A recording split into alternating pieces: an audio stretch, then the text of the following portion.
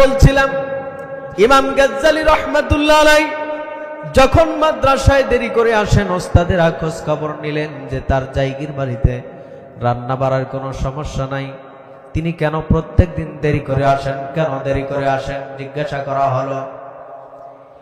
তিনি উত্তর দেন নাই। তিনি খোঁজ খবর নিয়ে ওস্তাদজি এবার শেষের দিন তাকে ধরলেন, কেন তুমি দেরি করো?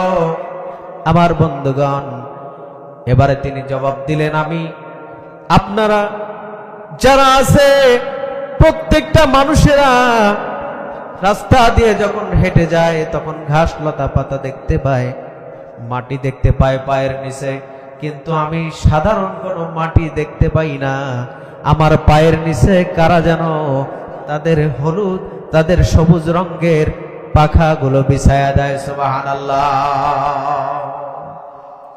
আমার বন্ধুগণ, এই কথাটা শুনে ইমাম গাজ্জালীর ওস্তাদ তিনি বললেন, ঠিক আছে, তোমার এই কথাটা কেমন সত্য আমার দেখা দরকার আছে।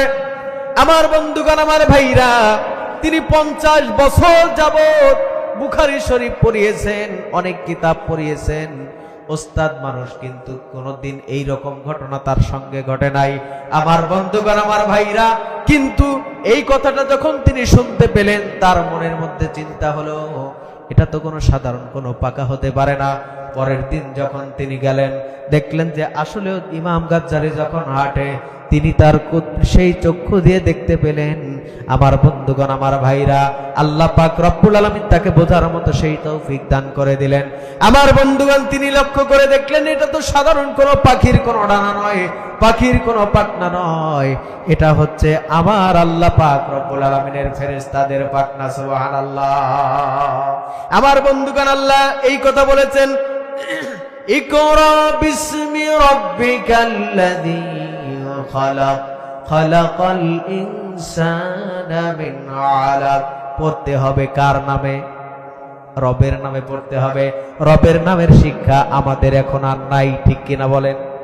আমার বন্ধুগণ, আমার ভাইরা, এখন পড়া শিখে ছোট বাচ্চারা, আয় ছেলেরা, আয় মেয়েরা, ফুল তুলিতে যাই, ফুলের মালা গলায় দিয়ে মামার বাড়ি যাই। এই রকম শিক্ষা মনে হয় আপনাদের এলাকায় নাই? আছে? আমার বন্ধুগণ, আবার শিখে হাট্টিমা টিম টিম, তারা মাঠে পারে ডিম, তাদের খাড়া দুটো শিং, তারা হাট্টিমা টিম টিম। এই হাট্টিমা টিম টিম, এদের কি কোনো অস্তিত্ব আছে? কোন জন্তুর নাম এইরকম আছে যাদের খাড়া শিং থাকে, তারা কি ডিম পারে? আমার বন্ধুগণ, আমার ভাইরা, অথচ এই রকম হাজার হাজার লক্ষ লক্ষ মিথ্যা বাচ্চাদের শেখানো হয়। আমার বন্ধুগণ, আমার ভাইরা, এই শিক্ষার কারণে কিছুদিন আগে জাহাঙ্গীরনগর বিশ্ববিদ্যালয়ে আমার বন্ধুগণ স্বামী আর স্ত্রী ভ্রমণে গেছেন, বেড়ানোর উদ্দেশ্যে গেছেন, দেখার উদ্দেশ্যে গেছেন। এই তো 1 বছর আগের কাহিনী। আমার বন্ধুগণ, কিন্তু তারা যখন দেখার উদ্দেশ্যে গেছেন একটা বিশাল বিদ্যাপীঠ, আমার বন্ধুগণ, কিন্তু লক্ষ্য করে দেখা গেল তিনারা স্বামী স্ত্রী ভ্রমণে গেছেন, দেখতে গেছেন, আর তাদেরকে এমন ভাবে ওই রকম কুশিক্ষার ছাত্ররা দেখলো যে স্বামীকে বেঁধে রেখে স্ত্রীকে গণহারে ধর্ষণ করেছে। নাউজুবিল্লাহ। এই রকম শিক্ষা। রবের শিক্ষা না থাকলে কি হয়? আমার বন্ধুগণ, আমার ভাইরা, আল্লাহর কোরআনের শিক্ষা না থাকলে যেই লেভেলেই যান না কেন, আপনার ঈমান আপনাকে খারাপ খারাপ কাজ করতে বাধ্য করবে। যারা বলেন ঠিক কিনা? আমার বন্ধুগণ, আমার ভাইরা, এবারে আসুন এই শিক্ষা কেমনে শিখতে হবে।